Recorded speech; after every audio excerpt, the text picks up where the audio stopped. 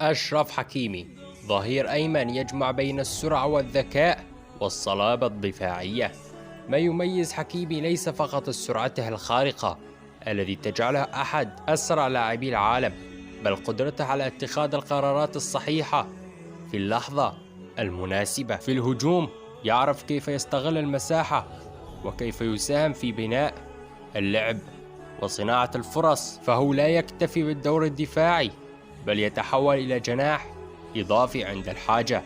أما حكيمي دفاعيا يتمتع بوعي تكتيكي عال يجعلها أن يقرأ تحركات الخصم قبل أن تحدث، مما يسهل عليه قطع الكرات والتدخل في وقت المناسب. إنه لاعب متكامل يجمع بين الروح القتالية والانضباط التكتيكي وبين المهارة والسرعة، ولهذا يعد اليوم أحد أبرز الأظهرة في كرة القدم الحديثة. حكيمي بلا شك هو من أفضل الأظهرة في العالم، وهو فخر لجميع العرب.